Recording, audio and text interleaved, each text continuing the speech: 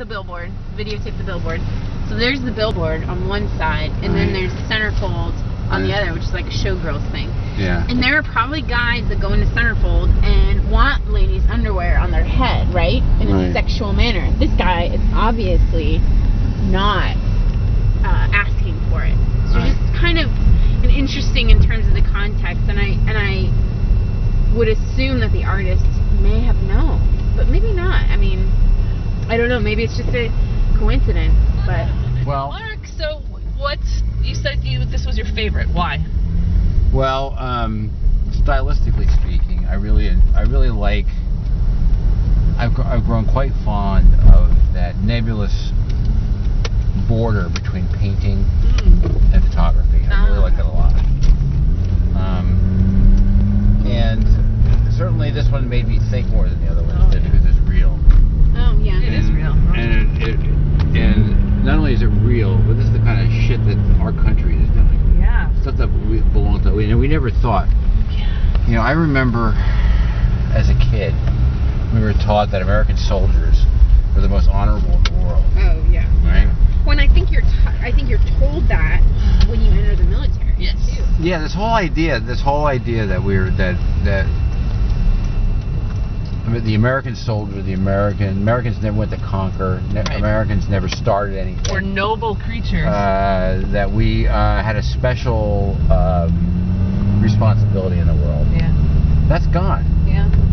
And I think for a lot of people, the idea that we condone torture is so big. And so now really when you think about it, the terrorists have done exactly what they wanted. Right. They've brought us down to that level, the base level of inhumanity, and given them everything that they need to rally the troops around their own monster. Yes. You know, and what I think this guy is doing, this artist is saying, hey, you want peace? We have to deal with this first. Oh, absolutely. You know? Well, we can't just say, you know, peace. Yeah. Here's another thing that I just picked up on myself, like just thinking about it, because when you first look at it, what's your first reaction when you see that piece? I want to look away. Yeah. What's your second reaction? Intellectually, what's your reaction? Intellectually. Actually. Something like. No, go ahead and say it. Well, it looks like torture, but it could be like S&M or something like that. Yeah. But my mind goes between sexual and torture. Wait till you see that this video of the tunnel is the coolest thing. Yeah. Anyway, I'll tell you what I'm getting at. Okay. Now, I'm looking at that thing. I say those dirty bastard Republicans. Yeah. Right. That's what I think. The dirty bastard Bush, dirty bastard Cheney. Yeah. Look what they did to us. So that's what I'm thinking. Mm-hmm. Right. And then because we are now. It used to be that you would think of some dictator doing that. Sure. Okay. Yeah. Okay. Hitler or something, right? Okay. So I'm thinking that. Then all of a sudden it hit me like about 3 blocks ago that may upset me, but it's not about those guys. It's about us.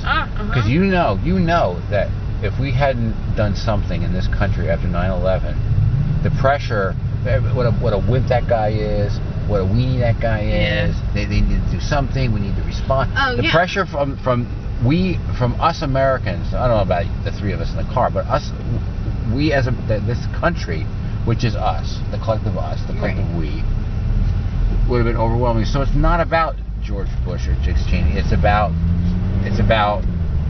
what's inside of me that bothers me.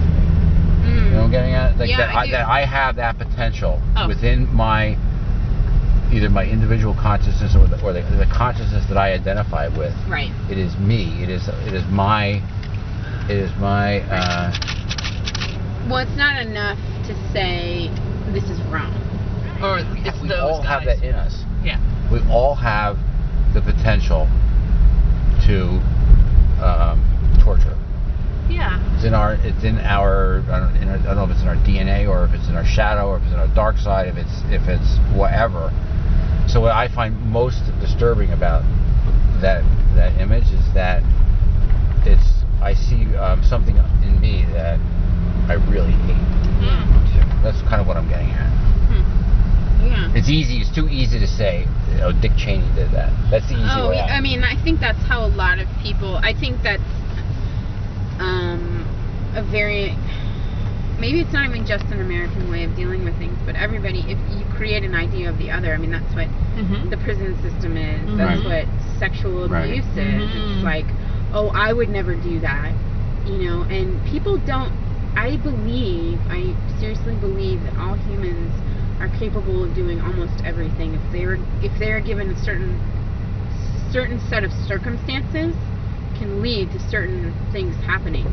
So, and I think we need to understand, we have to take the time to understand how people travel down that road to get to certain places. Like, why can't we talk to the soldiers on a non-journalistic, punishing way and say, what did you really think you were doing in Abu Ghraib? Yeah. You know? Couldn't you put down your arms? Couldn't you not, you know? Why did you stop? Like Carolyn Mace talks about this a lot. She said, until you are put in that circumstance and in that position, you have no right to judge anyone, because you are capable of things that you do not even fathom. Right.